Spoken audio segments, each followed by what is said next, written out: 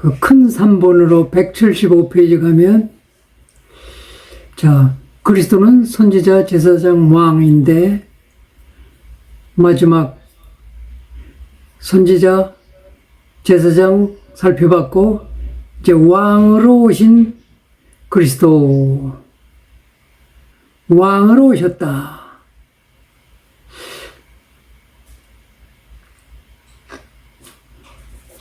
자, 예수님이 왕으로 오셨다는 것은 거기 누가복음 1장에 보니까 보라 내가 잉태하여 아들을 낳으리니 그 이름을 예수라 하라. 주 하나님께서 그 조상 다윗의 왕위를 그에게 주시리니 영원히 야곱의 집을 왕으로 다스리실 것이며 그 나라가 무궁하리라. 예수님이 잉태했을 때부터 벌써 아들을 낳으면 그 왕이 될 거다. 그런데 물론 이 세상 나라 왕은 아니죠. 이 구약에 나오는 중요한 내용들인데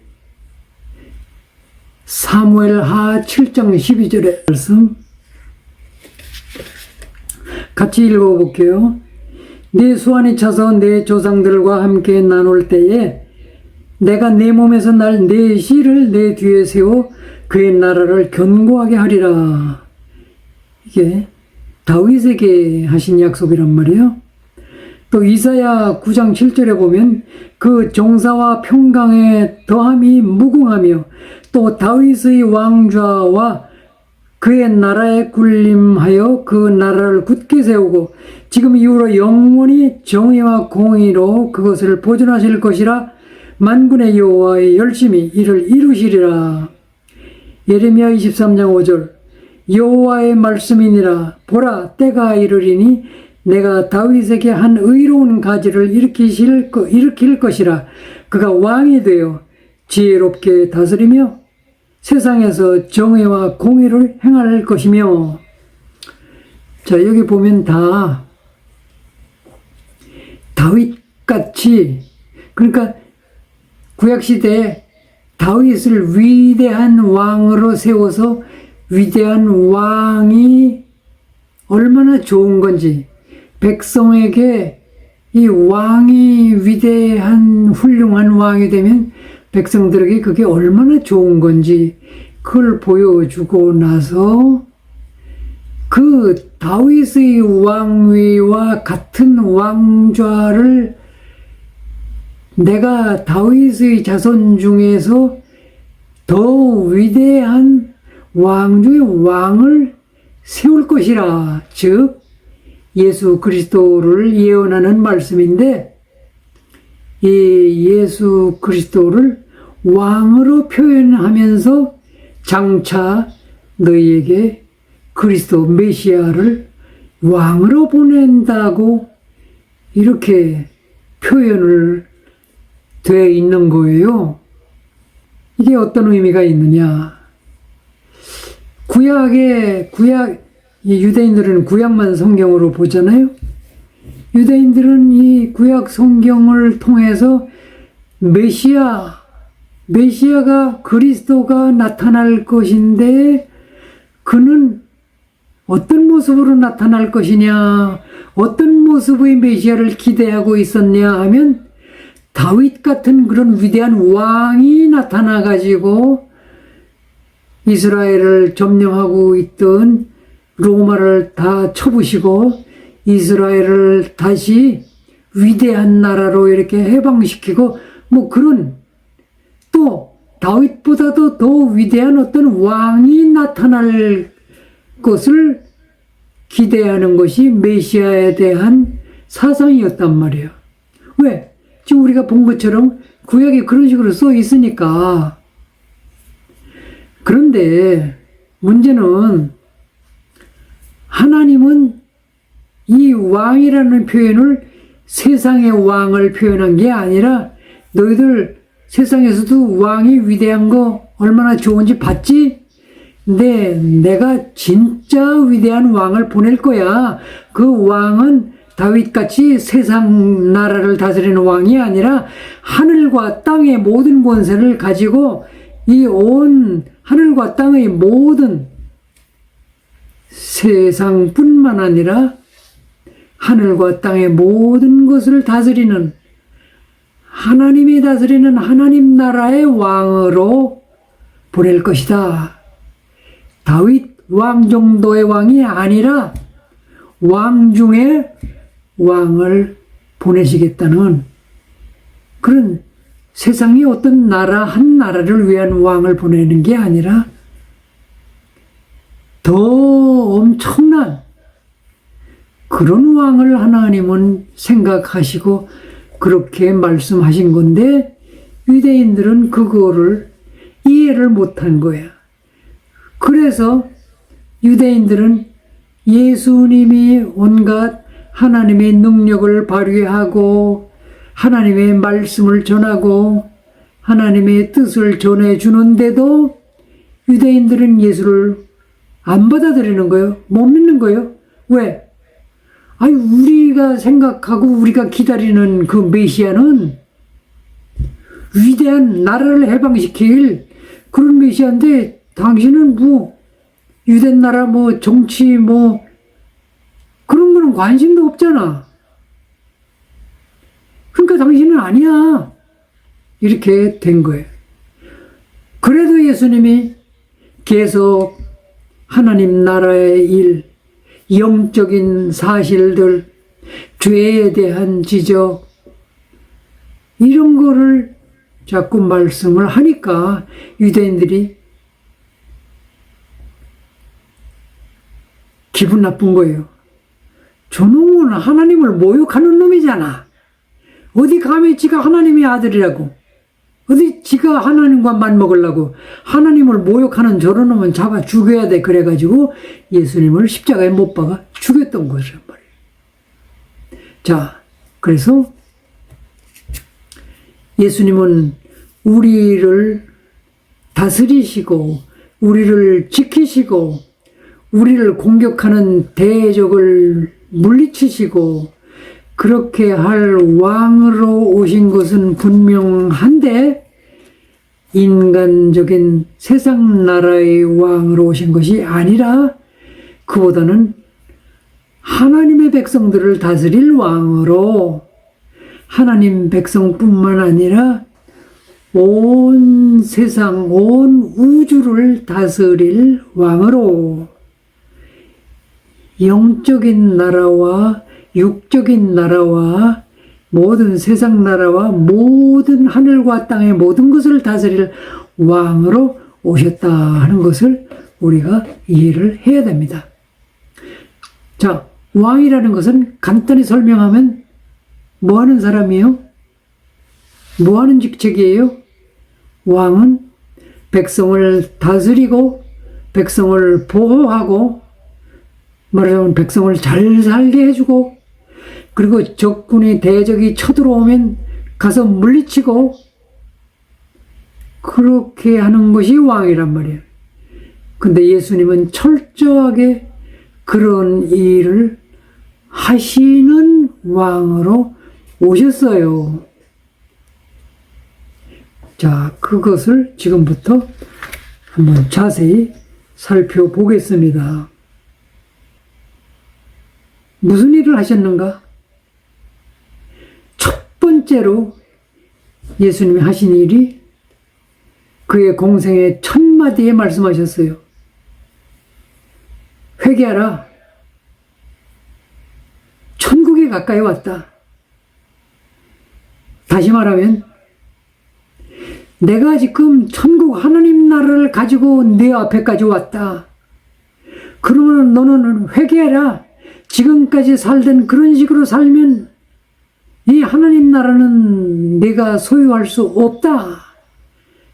그러니까 네가 이제는 돌이켜서 지금까지 살던 그런 방법으로 안 되고 네 삶을 돌이켜서 하나님 나라에 백성답게 살아야 이 하나님 나라 천국을 네가 소유할 수 있다. 거기서부터 예수님이 그의 공적인 생애를 시작하신 거란 말이에요. 그러니까 예수님이 다스리실 이 하느님 나라가 어떤 것인지를 예수님은 그 생애 사는 동안에 계속 가르쳐 주셨어요. 계속 가르쳐 주셨어요.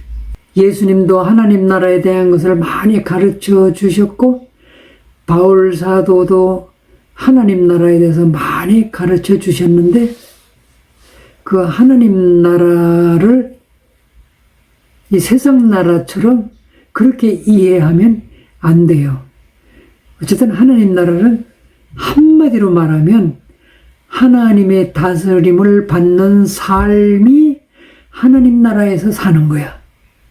일단 그렇게 이해를 하시고, 예수님 오셔서 몇 가지 중요한 일을 하셨는데 그 중요한 일이 뭐냐? 우선 적군이 우리를 자꾸 쳐들어와서 공격해서 우리를 넘어뜨리고 망하게 하고 못 살게 하고 그런단 말이에요. 그래서 예수님이 중요하게 하신 일이 이 마귀의 사망 권세를 꺾어버린 일, 마귀의 권세를 무력화시킨 일, 예수님이 오셔서 그 일을 하신 거예요. 그 다음에 우리가 죄의 노예가 돼서 살고 있단 말이야. 그래서 또 이 왕이 오셔서 그 왕의 백성으로 삼기 위해서는 죄의 노예에서 해방을 시켜야 된단 말이야. 마치 하나님께서 이스라엘 백성이 애굽의 노예로 사니까 다시 하나님 나라로 끌어들이기 위해서 애굽의 노예로부터 뽑아내죠. 죄의 노예로부터 우리를 뽑아내는 일부터 해야 된단 말이야. 그래서 하나님 나라에서 살게 해야 잘 다스림이 되잖아요. 그런 일을 하시기 위해서 예수님은 죄 문제를 해결하기 위해서 총력을 기울이셨어요. 그래서 마지막에는 십자가에서 죄의 값을 다 치르심으로 끝내셨지만, 십자가에 달려 돌아가시 전까지 3년 동안 예수님은 세상의 모든 사람들을 만나는데, 죄의 노예로 사는 사람들을 전부 만나가지고, 즉 고통과 불행과 저주 속에 사는 사람들을 전부 만나가지고 문제를 하나씩 다 해결해 주셨어요. 질병의 노예로 사는 불치병을 고쳐주시고, 또 진짜 나쁜 죄를 지은 사람은 죄를 용서해 주시고, 또 마귀 귀신에게 붙잡혀 노예로 사는 사람은 귀신을 내쫓아 주시고, 기타 등등 왕은 모든 문제에 묶여 사는 노예들을 다 풀어줘야 되니까, 문제들을 해결해 줘야 되니까, 그래서 백성들이 평안을 누리며 사랑의 관계를 누리며 행복하게 잘 살게 해 줘야 되니까. 자, 그래서 왕의 직책을 어떻게 수행하셨는지 그것들을 조금 더 구체적으로 살펴보면 176페이지에 첫 번째, 죄와 마귀의 권세를 멸하고 구원하시는 일을 하셨다. 어떻게? 그 요한일서 3장 8절, 죄를 짓는 자는 마귀에게 속하나니 마귀는 처음부터 범죄함이라. 하나님의 아들 예수 그리스도가 나타나신 것은 마귀의 일을 멸하러 하심이라. 자, 우선 예수님께서 왕으로서 첫째로 해야 될 일이 이 죄 문제를 해결해야만 되겠죠? 그래서 죄 문제를 해결하려고 보니까 죄는 죄 혼자 하늘에서 뚝 떨어진 게 아니라 이게 마귀가 하는 짓이더라 그 말이야. 죄를 짓는 자는 마귀에게 붙잡혀서 죄를 짓게 되는구나. 죄를 짓는 자는 마귀에 속해서 마귀의 노예로 살기 때문에 할 수 없이 죄를 짓는 거구나. 그러니까 죄 문제를 해결하기 위해서는 죄값을 갚아야 되는 동시에 마귀의 권세를 꺾어버려야 되는 거구나. 이래서 예수님이 오셨다. 그 얘기를 하는 거예요. 또 거기 밑에 히브리서 2장 14, 15절에 보니까 자녀들은 혈과 육에 속하였음에 예수님도 또한 같은 모양으로 혈과 육을 함께 지니시게 되신 것은 죽음을 통하여 죽음의 세력을 잡은 자 곧 마귀를 멸하시며 또 죽기를 무서워함으로 한평생 매여 종노릇하는 모든 자들을 놓아주려 하심이니. 이 무슨 소리요? 예수님이 원래 하나님이신데 육신을 입고 오신 것은 왜냐하면 하나님의 자녀들로 살아야 될 사람들이 다 육신을 입고 살면서 죽는 것을 그렇게 무서워하더라 이 말이야. 그 왜 그런가 봤더니 마귀가 또 내 말 안 들으면 죽어.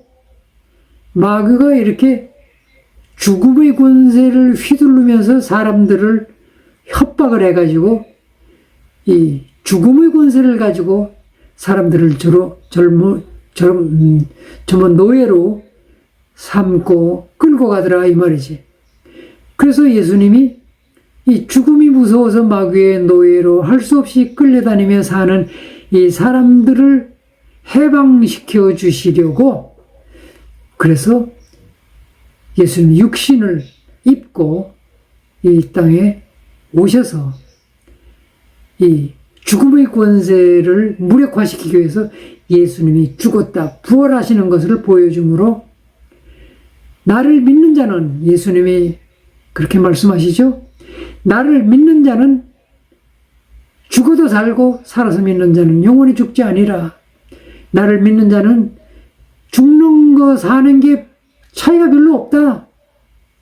왜냐하면 나를 믿는 자는 영원히 살리라.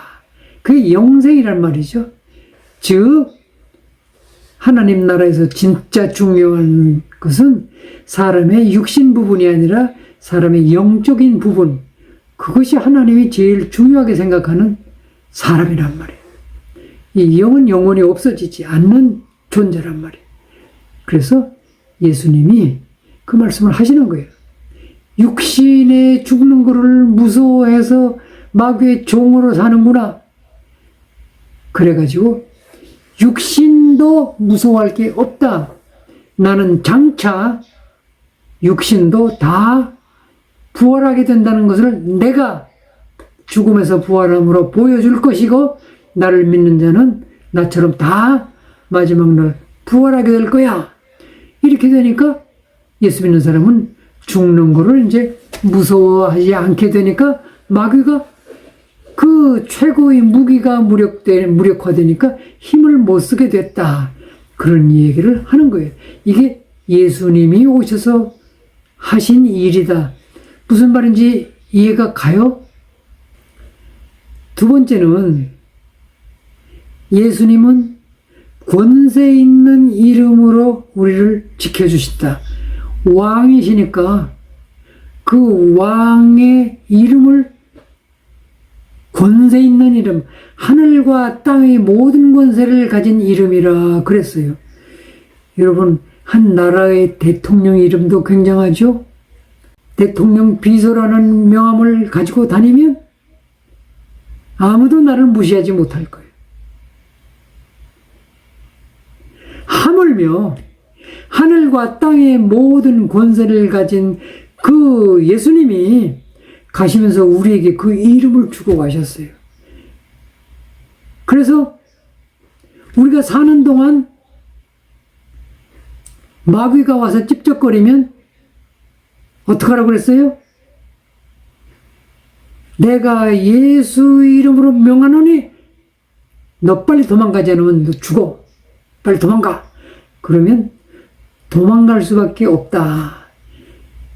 그 권세 있는 이름으로 그리스도 왕께서 우리를 지켜주신다는 거예요. 여러분들은 걱정할 게 있어요, 없어요? 이제 여러분들은 지금까지는 귀신을 제일 무서워했잖아요. 이제는 귀신을 무서워하면 바보야. 왜?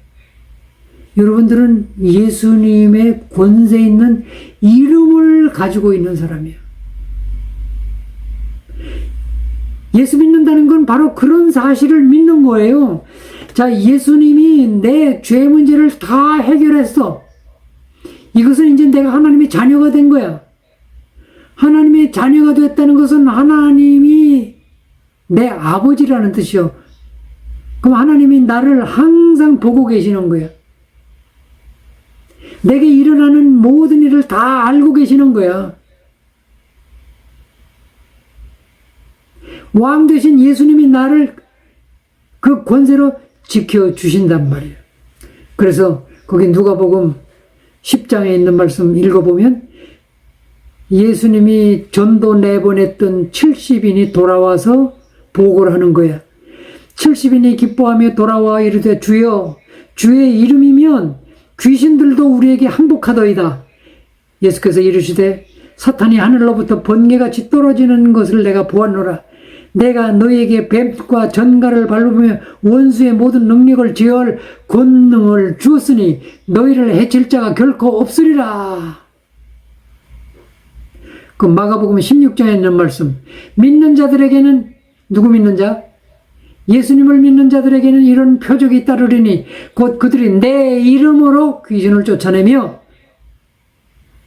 예수님이 떠나면서 또 다시 이렇게 확실하게 말씀해 주셨어요. 나 이제 떠나지만 내 이름은 너에게 주고 간다. 그러니까 나를 믿는 사람, 안 믿는 사람은 소용없어. 안 믿는 사람은 소용없고, 예수님을 진짜 믿는 사람은 예수님의 이름을 받은 거야. 그게 예수 믿는 의미야. 그럼 이 예수 이름은 하늘과 땅의 모든 권세를 가진 이름이야. 귀신도 꼼짝 못하고 도망가는 이름이라 이 말이야. 그 이름을 여러분들이 가지고 있단 말이야. 예수님이 여러분들에게 주셨는데 여러분은 자꾸 안 받았다고 그러면 할 수 없는 일이기는 하지만, 왜 주셨다는데 자꾸 안 받았다고 그러는 거야? 여러분들하고 이 얘기를 이렇게 해보면, 근데 나는 안 돼요. 맨날 나는 안 된대. 나는 안 된다. 그게 무슨 말인지 알아요? 나는 아직 예수 안 믿어요. 그 소리야. 예수님은 그 이름을 주고 가신 동시에 예수님이 가시면서 성령을 보내주셨어요. 그 성령이 우리에게 능력으로 함께 하시는 거예요. 우리가 예수 이름으로 말을 하면 성령께서 그 말을 능력으로 바꿔주신다 이 말이야. 그래서 성령은 우리 안에, 예수 믿는 사람에게는 성령이 반드시 들어오셔요. 예수 믿는 순간에 성령이 우리 안에 들어오셔서 우리와 함께 하시면서 능력으로 우리와 함께 하셔요. 그래서 이제부터 우리가 예수 이름을 가지고 다니면서 일을 하면 능력은 성령께서 공급해 주시는 거야. 이게 도대체 얼마나 좋은 일입니까?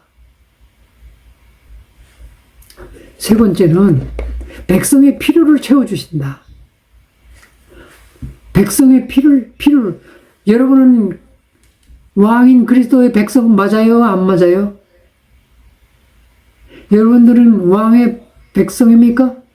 하나님 나라 백성입니까? 그리스도를 왕으로 모시고 삽니까? 그렇다면 예수님이 여러분들의 모든 필요를 채워주신다고. 자, 거기 마태복음 6장 33절 읽어봅시다. 그런즉 너희는 먼저 그의 나라와 그 일을 구하라. 그리하면 이 모든 것을 너희에게 더하시리라. 이 모든 것이라는 건 뭐야? 그 전에 쭉 읽어보면 먹고 사는 문제, 우리의 생활 필수품들, 여러분들은 거기에 목숨 걸고 살아요? 새벽부터 밤까지 대부분의 사람들은 먹고 사는 문제에 목숨 걸고 살잖아. 근데 예수 믿는 사람은 왕께서 이걸 다 채워주신대.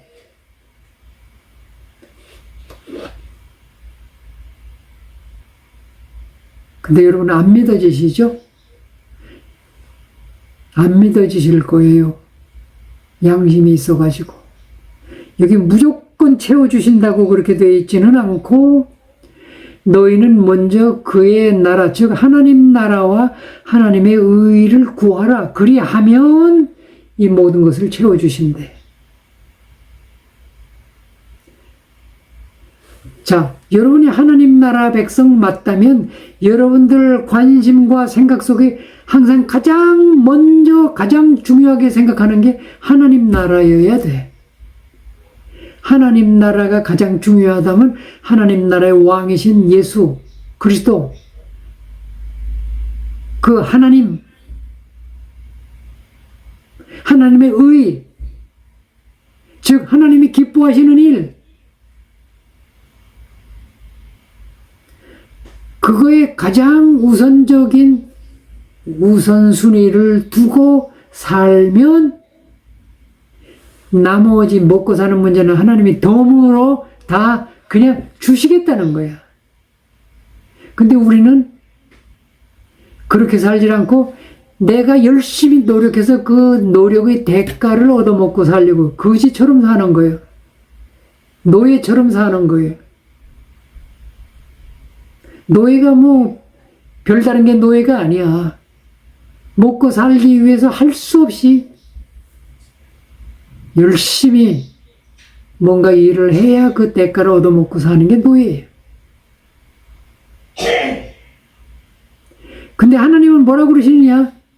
네가 하나님 나라 백성 맞다면, 하나님을 정말 왕으로 모시고 있다면 하나님이 기뻐하시는 일을 하면서 살아라.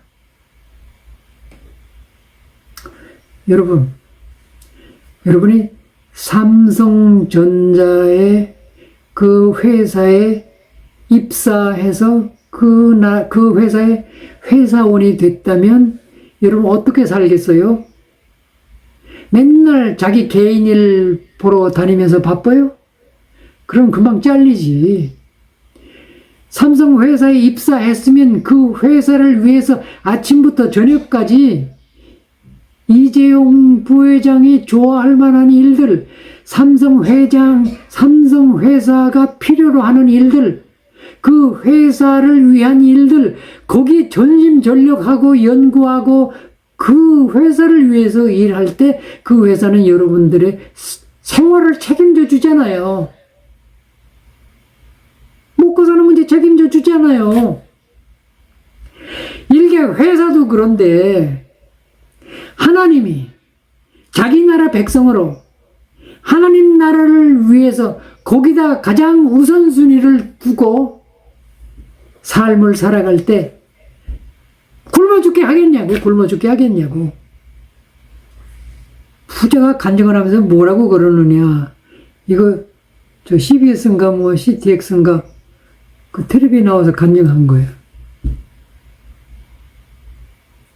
나의 오늘이 있게 된 것은 순전히 하나님 덕택이다.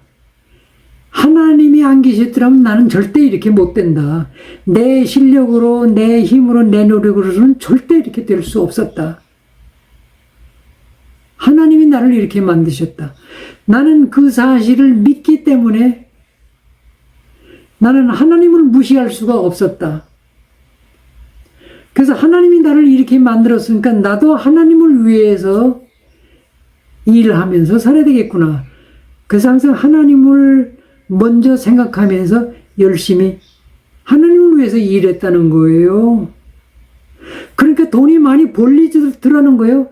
그러니까 그 번 돈을 가지고 이걸 어떻게 하면 하나님이 기뻐하시는 일에 주로 많이 쓰거든요. 그래서 이 쓰는 일도 하나님이 기뻐하시는 일에 쓰기 위해서 항상 거기에 관심을 가지고 돈을 그냥 가치 없는 일에는 가능하면 돈을 안 썼다는 거예요. 하나님이 기뻐하실 만한 일에만 돈을 쓰며 산다는 거예요. 그러니까 돈이 계속 자꾸 모이더라는 거예요. 그래서 계속 쓰는 게 고민이라는 거예요.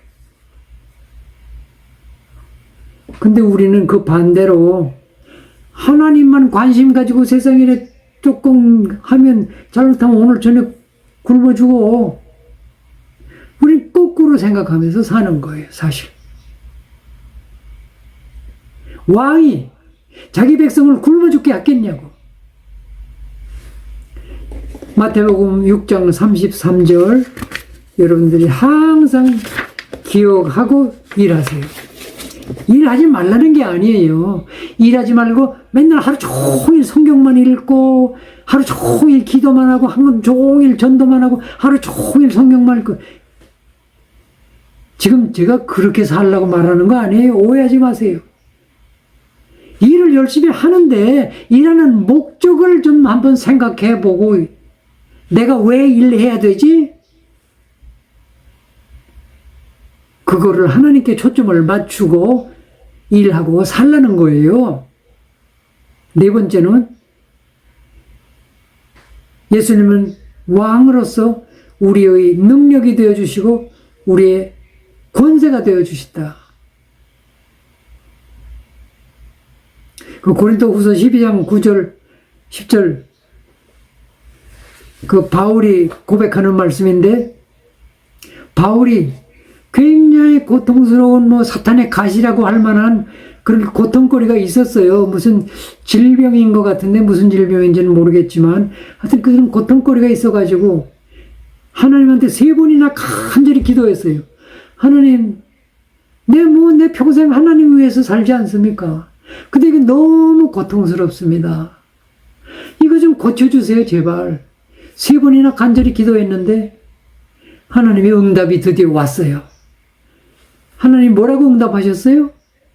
하나님이 야, 그건 내가 내게 은혜로 준 선물인데 근데 그걸 자꾸 없애달라고 그러면 어쩌냐? 내가 그걸 없애줄 수는 있는데 그걸 너에게서 그걸 없애주면 아마도 너는 당장에 교만해져 가지고 나에게 버림받게 될 건데 그래도 좋겠니? 네가 그 연약함 때문에 예수님의 능력과 권세가 너와 함께 하는 거야. 그게 없으면 너 기도도 안 할 건데. 그 응답을 받고서 바울이 뭐라고 그래요? 그것을 내가 그 응답을 받고서는 도리어 크게 기뻐함으로 나의 여러 연약한 것들에 대하여 자랑하리니 이는 그리스도의 능력이 내게 머물게 하려 함이라. 그러므로 내가 그리스도를 위하여 약한 것들과 능욕과 궁핍과 박해와 곤고를 기뻐하노니 이는 내가 약한 그때에 강함이라. 여러분, 그러니까 예수 믿으면 똑같은 고통이라도 옛날에는 고통이면 내가 그 고통 때문에 망할 수 있지만 예수 믿은 후에는 그 고통이 하나님이 나에게 주신 선물이야. 이유가 있는 고통이란 말이에요. 하나님이 주실 때는 이유가 있어서 줘요. 나쁜 걸 주시는 하나님은 절대 아니야.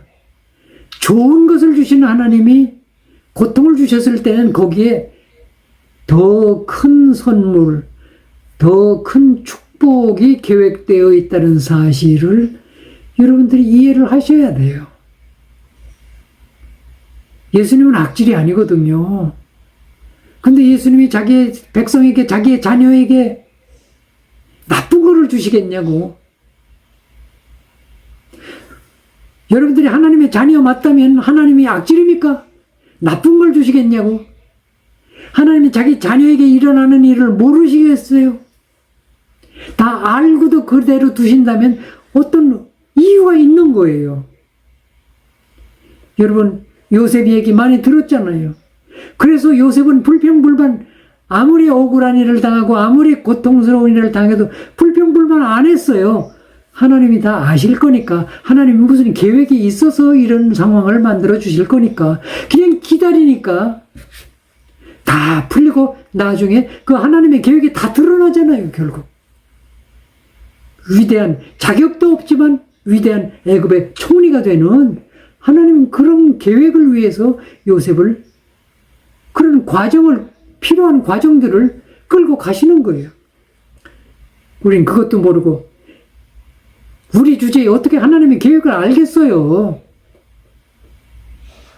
그래서 믿음이 자꾸 필요하다는 거예요. 믿음이.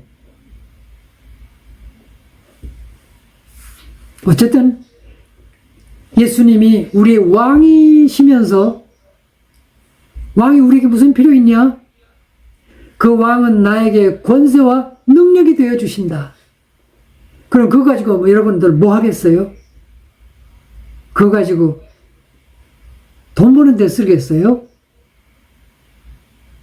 하나님이, 예수님이 그런 권세와 능력을 주면서 우리에게 사명도 주셨어요. 사명도 주셨다고. 이 내 이름, 내 권세, 내 능력을 너에게 줄 것이니 이거 가지고 네가 세상을 정복해라. 이거 마귀가 다스리는 이 세상을 정복해서 이 땅에 하나님 나라를 이루어가는 일에 네가 한번 열심히 일 좀 해봐.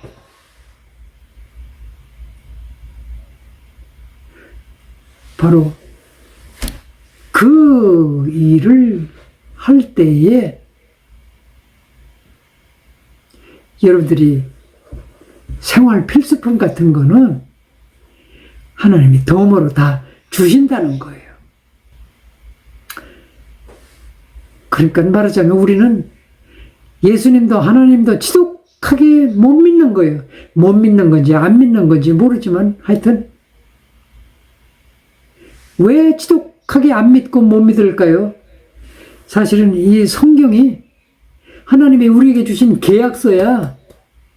사랑의 편지이기도 하지만 또 계약서야. 내가 너 책임져 줄게. 너 내 자녀잖아. 너 내 백성이잖아. 나 하나님이잖아. 나는 네 하나님이 되고 싶어. 네가 내 일을 한다면, 내 영광을 위해서 네가 산다면 내가 너를 책임져 줄 수 없는 하나님이냐? 책임져 줄게. 성경은 그런 계약서라고. 근데 우리는 이 내용을 너무나 몰라. 무슨 계약서에 뭐가 써 있는지를 너무나 몰라. 모르기도 하고 알아도 안 믿고 욕심과 교만이 너무 가득 차서 그래요.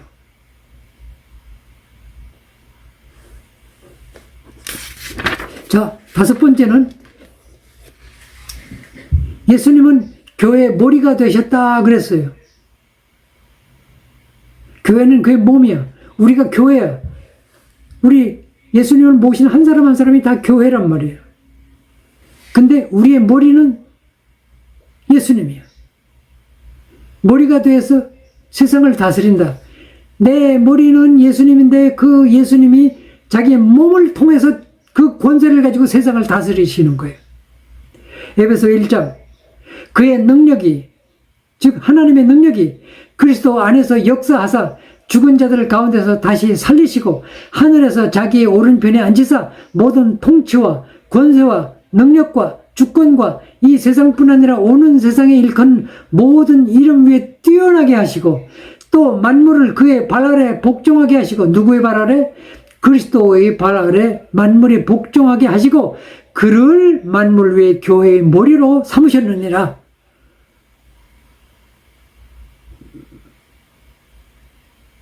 교회는 그의 몸이니 만물 안에서 만물을 충만하게 하시는 이의 충만함이니라. 이제 우리의 머리 되신 예수님이, 그리스도께서 우리를 통해서 세상을 다스리시려고 하시는 거야. 그래서 우리에게 그 이름, 그 권세, 그 능력을 우리에게 다 주신 거야. 그거 가지고 하나님의 영광을 드러내라고. 마귀하고 싸워서 이기고 그 자리에 하나님 나라를 이루어 가라고. 그래서 마가복음 16장에 또 이르시되 너희는 온 천하에 다니며 만민에게 복음을 전파하라 그러셨어요. 마지막 끝날까지 항상 우리와 함께 해주신다고 그랬어요. 거기 마태복음 28장에 그렇게 약속해 주셨죠. 마지막 끝날까지 예수님은 우리와 함께 하십니다. 그러니까 여러분 끝날까지니까 걱정하지 말고 하늘과 땅의 모든 권세를 가진 예수님이 여러분과 항상 함께 하시고 여러분의 천국 열쇠도 맡겨주셨고 여러분에게 예수님의 이름을 여러분에게 주셨고 권세와 능력이 되어 주시기로 약속하셨고 그러니까 염려하지 말고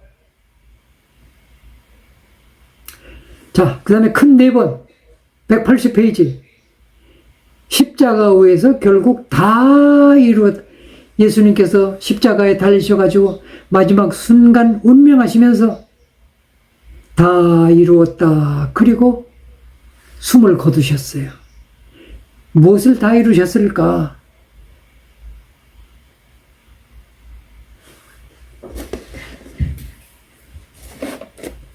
출애굽기를 읽어보면 이스라엘 노예들에게 노예로 비참하게 사는 이스라엘 백성에게 어느 날 하나님이 모세를 통해서 자, 며칠 날 후에 너희가 어린 양을 다 집집마다 어린 양을 잡아서 그 피를 문설주에 바르고 그 고기를 구워 먹어라 그러셨어요. 그러니까 그 피를 바른 그 밤이 밝자마자 새벽에 그 고기를 먹어라. 고기를 먹고 나니까 당장에 노예에서 탈출이 시작된 거예요.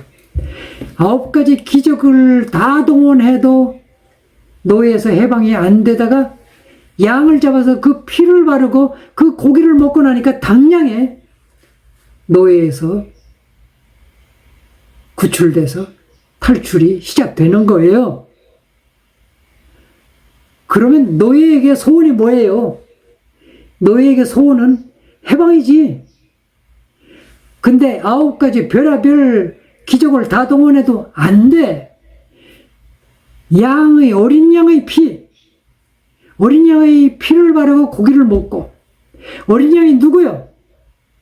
세례요한에 소개한 대로 세상 죄를 지고 가는 하나님의 어린 양 예수 그리스도 십자가에서 그의 살과 피를 내어주신 예수 그리스도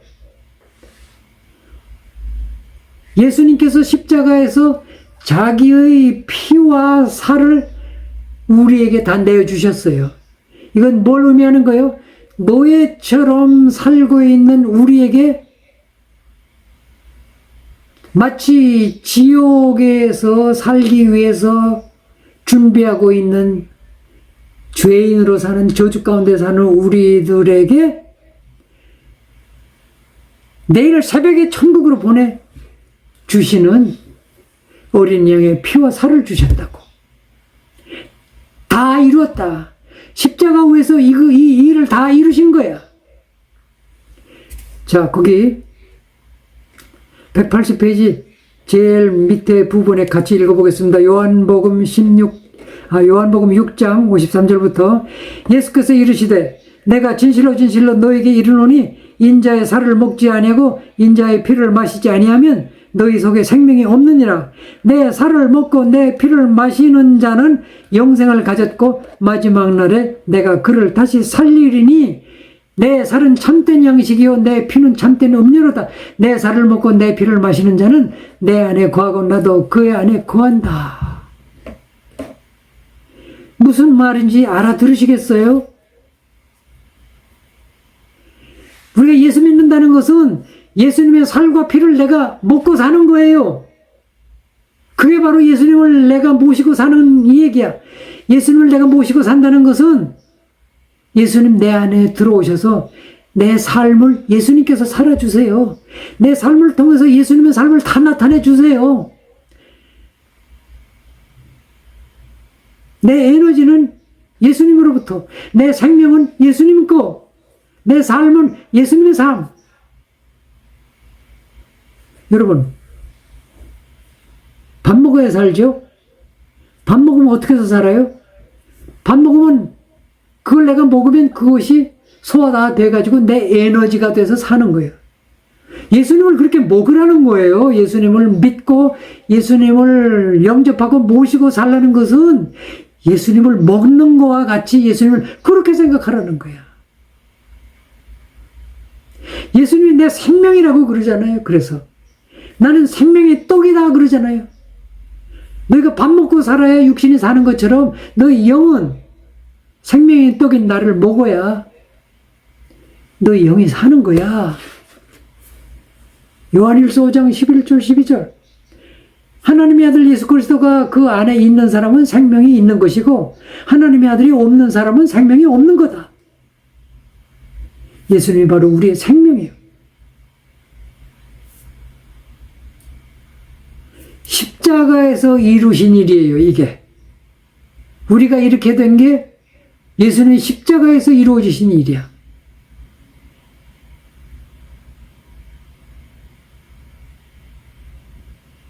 그 마태복음 26장 보니까 181페이지 예수께서 떡을 가져사 축복하시고 떼어 제자들에게 주시며 이르시되 받아서 먹으라 이것은 내 몸이니라 하시고 또 이것은 죄사함을 얻게 하려고 많은 사람을 위하여 흘리는 나의 피 곧 언약의 피니라 그러면서 또 포도주를 주고 떡을 떼어주면서 내 살인 줄 알고 먹어라 포도주를 나눠주면서 내 피인 줄 알고 마셔라. 이게 예수님의 마지막 성만찬이란 말이야. 오늘날도 우리가 이 상황을 기념하면서 우리가 성찬식을 하는 거예요. 우리가 성찬식 할 때 요만한 카스테라를 떡 대신해서 먹고 또 요만한 잔에다가 포도주 먹고 이거 그냥 취미로 하는 거 아니에요. 예수님의 살을 먹고 예수님의 피를 먹는 그 생각, 그 마음, 그 의미를 느끼면서 우리가 성찬식에 참여하는 거란 말이죠. 자, 로마서 6장 있는 말씀이 있는데 그건 뭐냐? 예수님이 십자가에 죽으실 때 사실은 우리가 죽어야 되는데 예수님이 대신 죽으신 거잖아요. 그러니까 예수님이 대신 죽을 때 나도 죽은 거예요. 그래야 예수님이 부활하실 때 나도 또 같이 부활하는 거예요.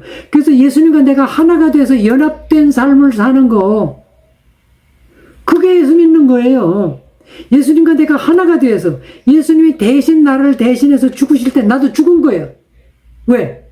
죄인으로서 내가 그때 죽은 거예요. 그리고 예수님이 부활하실 때 예수님의 생명을 가지고 내가 다시 태어난 거예요. 그래서 그 로마서 6장 그 마지막 부분에 보면 이와 같이 너희도 너희 자신을 죄에 대해서는 죽은 자요 그리스도 예수 안에서 하나님께 대해서는 살아있는 자로 여길지어다. 그래서 우리가 십자가 사건을 생각하면서 예수님과 함께 나는 죽었다가 예수님이 부활할 적에 예수님 생명으로 나는 다시 살아난 사람이야. 죄인으로 태어났던 나는 이미 그때 죽었어. 죄인으로서 나는 이미 죽었어. 나는 예수님의 생명으로 다시 살아난 사람이야. 하나님 앞에서는 지금 내가 예수님의 생명으로 살고 있는 거야. 이런 생각을 가지고 살아야 된다 이 말이에요. 이런 의식을 24시간 가지고 살아야 된다는 것이에요.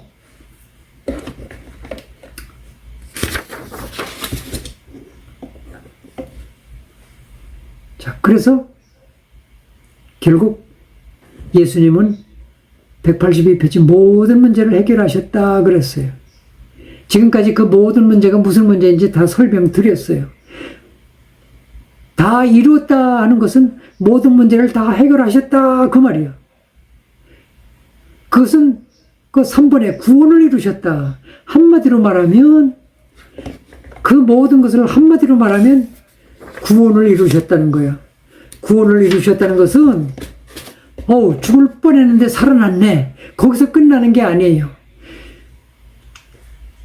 틀림없이 죽어야 될 건데 살아났다. 거기서 끝나는 게 아니라 나를 예수님이 구원해서 살려냈을 뿐만 아니라 영원토록 하나님 나라에서 살도록 내 신분과 소속을 바꾸어 주셨을 뿐만 아니라 나에게 이제부터 사는 동안 엄청난 영광스러운, 가치 있고 영광스러운 사명도 맡겨주셨다. 이제는 거지처럼 살지 말고, 옛날처럼 또 거지처럼 살지 말고, 내가 살려줬잖아. 이제는 하나님의 영광을 드러내면서 살라고, 가치 있고 영광스럽게 살라고, 그러기 위해서 하나님의 일, 하나님 나라의 일을, 내게 맡겨주신 사명을 감당하면서 살라고. 그게 구원이야. 구원은 죽을 뻔했는데 살아났네. 다행이다. 그리고 끝나라는 게 아니야. 왜 구원하셨는지를 알아야 돼. 내가 하나님이 나 같은 죄인 쓰레기를 왜 구원하셨지? 이제부터 좀 가치 있고 영광스럽게 그렇게 살라고. 하나님의 영광을 드러내면서 살라고. 천국 백성답게 살라는 그런 목적으로 나를 구원하시고 살려내셨구나. 이 생각을 가지고 살라는 거예요. 자, 그리스도께서 한마디로 우리를 구원하시려고 오셨어요. 그리스도로 오셨다. 그리스도로 오셨다는 게 무슨 말이냐? 선지자, 제사장, 왕으로 오셨다. 하나님과의 관계를 해결하고, 죄 문제를 해결하고, 마귀 권세를 깨뜨려 버리고, 그리고